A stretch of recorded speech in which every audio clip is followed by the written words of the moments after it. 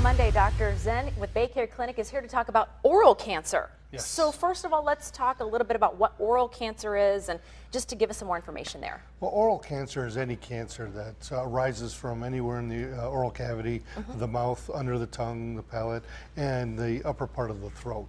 One of the biggest factors and the big issues is it is often diagnosed very late in stages. We were talking about that before. Early detection and prevention is so important in this kind of cancer. Absolutely. So how do you know?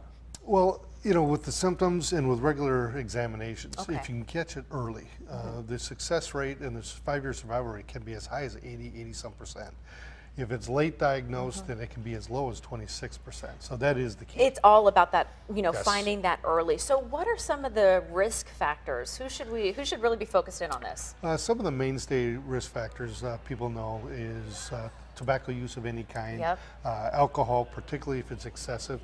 Now those two factors together will raise your really? incidence 15 times higher than one of those factors alone. So that combination is a bad combination And to you have. always think about tobacco use for oral cancer, but now you're saying alcohol as well. Yes, especially combining with the tobacco.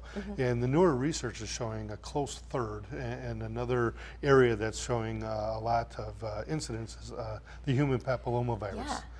It's been seen to cause cervical cancer, but now we also attribute it to many, many cases of oral cancer as well. Wow, really? I would have never known that. Okay, so what are some of the symptoms that we should be on the lookout for? Symptoms that you want to look for is unexplained bleeding, sores, ulcerations, rough spots, even white and red patches, particularly if these things aren't resolving in a normal fashion over 2 to 3 weeks.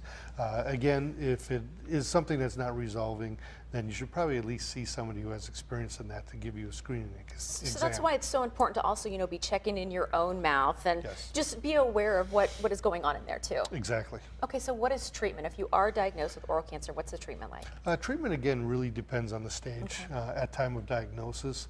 It generally will involve many modalities such as surgical intervention, radiation therapy, and chemotherapy as well. So like you said, you know, I think the big thing to take away here is early detection. Absolutely. Catch this early. Absolutely.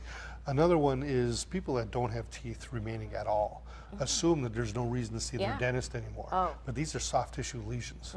And if nobody's looking at the soft tissue, you're not going to find it early. So they're in a high risk category as well. So they still need to see their dentist regularly. Still keep going to the doctor and ask if something just doesn't feel right. Exactly. All right, thanks so much for being at this, Doc. For more information about oral health symptoms and prevention, visit our website and click on the Wisconsin Tonight tab.